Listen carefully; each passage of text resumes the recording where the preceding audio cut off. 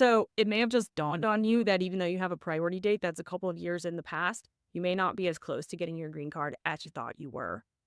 You cannot proceed from the I-140 petition to your own adjustment of status application until your priority date becomes current on the Visa Bulletin.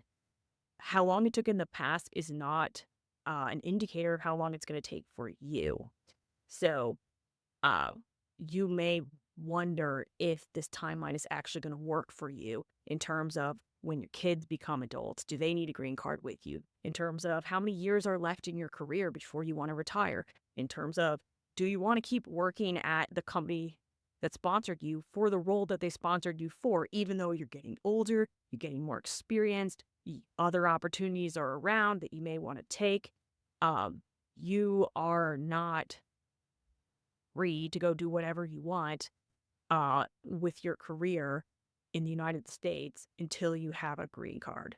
So a lot of people are kind of waking up to this reality that um, the situation they're in with an approved I-140 that's backlogged, with the priority date is backlogged, it's working for their employer, it may not be working for them. So while your priority date is backlogged, if you're an H-1B, you can keep renewing it for 3-year increments. You can do that until you retire. There's no reason that you can't. So when you think about that, the H-1B, the status quo could really be working for your employer because it facilitates their goal, which is that you can just keep working for them.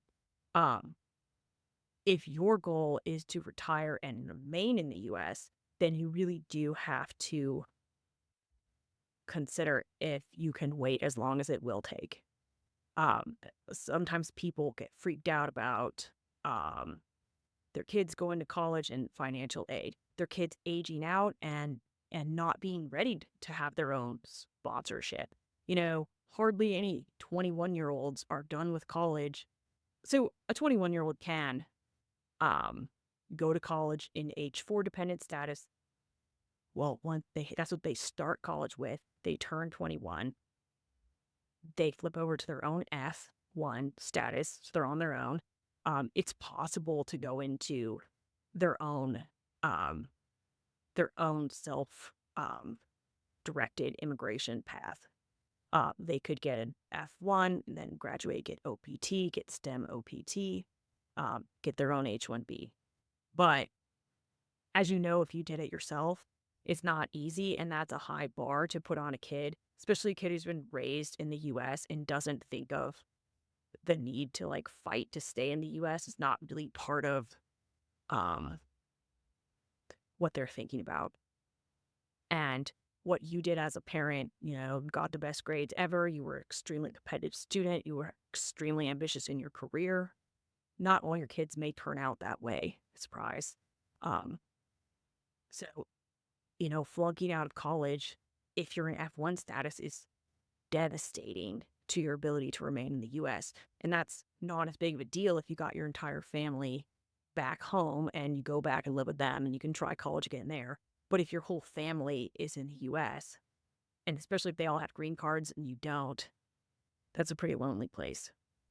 So that's a reason that these green card backlogs have a real impact, really affect people's lives, and why people with kids in H-4 dependent status are feeling nervous as they see the Visa Bulletin just creep and creep, especially if they have this misconception, because there was a ton of movement during the pandemic when a lot of embassies were not issuing green card or immigrant visas, which are effectively the same as green cards.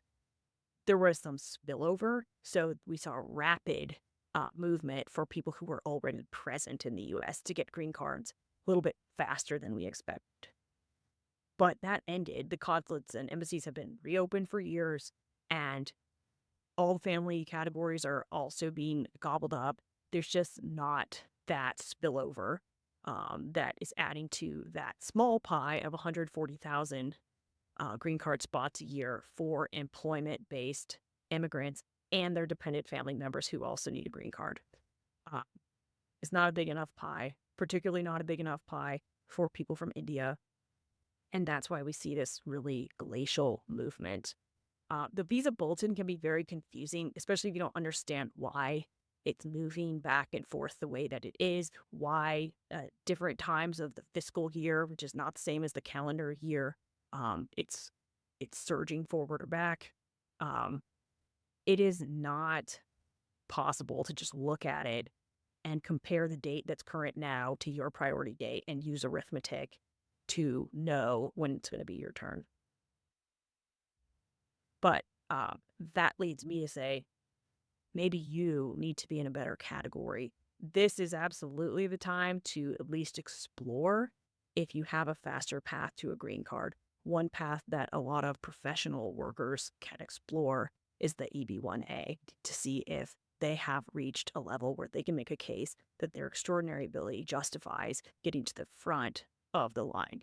Now, for Indians, even that category is backlogged. It's backlogged a little bit over 3 years. But most people doing it already have a priority date that they got through a labor certification sponsored by an employer. So a lot of people that are pursuing EB-1 right now from India are people who, when that EB-1 petition is approved, they can jump straight into the adjustment of status. Now, filing the adjustment of status doesn't mean instantaneously having a green card. That'd be nice, right? It doesn't mean instantaneously not needing, well, it technically does mean you can let go of your non-immigrant status, but you can't work as a pending immigrant with a pending I-40 application unless you have a work permit. So when you file that I-485, you can file an I-765 with it. That gets you work authorization. Your wife or husband and your kids will get that too if they file their own I-485s with that I-765 application. But that's not instantaneous either. So going to be a whole lot closer to the end once you have an EB-1 approval, but you're still not going to have a green card in your hand. But you will be a lot closer, and it could really help you hit those goals that you have for yourself, your career, and your kids who are born overseas.